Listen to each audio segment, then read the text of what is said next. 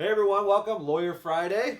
It's the biggest Derek day. here. It is the best day of the week. Jason here because it's Lawyer Friday. It is. So Chris Darden. Darden. Everyone's been watching the People versus O.J. Simpson. Huge miniseries, 10-parter on FX. We're through 2 parts. We've been through the Bronco chase. Chris Darden, obviously a big figure in the O.J. Simpson case. He was one of the 2 prosecutors. He and Marsha Clark were the 2 prosecutors in the case. He's been featured in the documentary so far, or in the miniseries so far.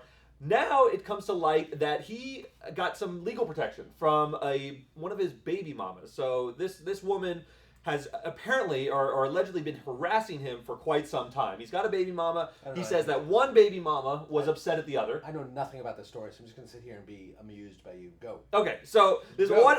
Chris Darden says he's been being harassed by one of his baby mamas because he bought another baby mama an apartment, and that one got upset. Ooh. She got so upset that he's now a private attorney. Baby mama drama. There's a little bit of drama. She went to his website, to his Yelp site for his law offices. He has a Yelp site. He is now a private attorney. And she badmouthed him. She said Chris Darden will trade sex for legal services. He's got 7 babies with 7 different mamas. I don't know what is exactly true. Chris Darden, a good lawyer, so I'm wondering. Chris Darden's a phenomenal lawyer. But apparently, for those of you who are old enough to remember the OJ trial, as I am, I watched it sort of day in day out. You know, especially the recaps. Christopher Darden was widely derided for his representation of the state against O.J. Simpson. Yes. Widely thought that he was brought in as sort of like the great. Well, they were playing the race card, and he was going to be helpful in that regard by having.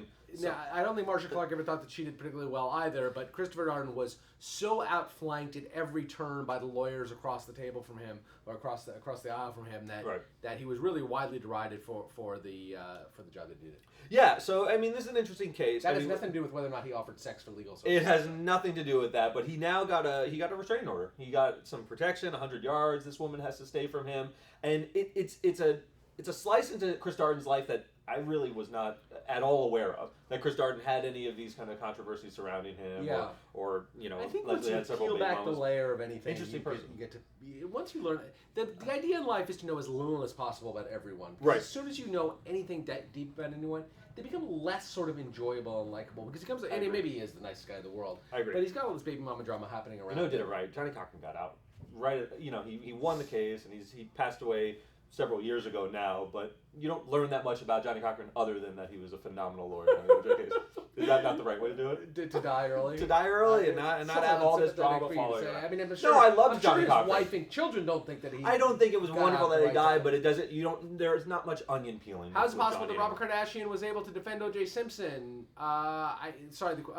Sometimes you're blinded to the facts when you're a friend of someone, and I don't think Robert Kardashian wanted to believe that OJ was capable of something. Yeah, they were friends for a long time. Yeah. A lot of people were. OJ was one of the most sort of magnanimous, effusive, lovely people that people knew. Beloved. Except within his family, people who knew him well knew that he was a terrible wife beater for a long time.